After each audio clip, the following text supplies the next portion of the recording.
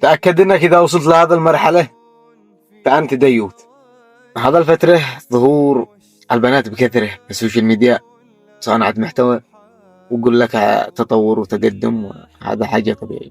من متى؟ هل القرآن موافق على هذا الشيء؟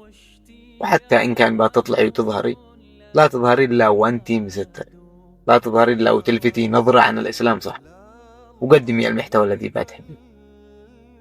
مش تطلعي حتى لو كنتي ملوطة تطلعي مكيجة وبالأظافر هذك وتقولي حاجة طبيعية. وين الغيرة؟ أنا من الأهل زيد، أين الغيرة فيكم؟ أين عاد الرجالة فيكم؟ لا تقوليش تقدم محتوى هادف، ما في شيء هذا حاجة هادف. حتى لو قدمت محتوى هادف تقدم محتوى هادف وهي مسترة. قال الله بيخاطب رسوله من 7 سماء، قال بعد أعوذ بالله من الشيطان الرجيم بسم الله الرحمن الرحيم: يا أيها النبي قل لأزواجك وبناتك ونساء المؤمنين أن يدنين عليهن من جلابيبهن ذلك أدنى أن يعرفن فلا يؤذين وكان الله غفورا رحيما. صدق الله العظيم. وفي آية ثانية قال: وقررن في بيوتكن ولا تبرجن تبرج الجاهلية الأولى. صدق الله العظيم. يعني جيب لي تفسيرها ولا خلاص، واضح القرآن واضح، ما عاد يحتاج تفسير، بس العقول الذي ما بتستوعب.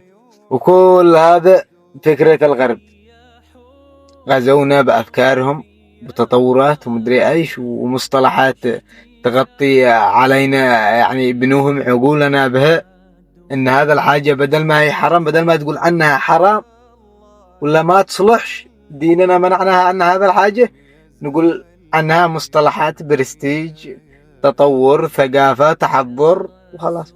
يعني حاليا المتحشمة متخلفة، والذي هي تطلع تتمايع هذا مثقفة وهذا متحضرة.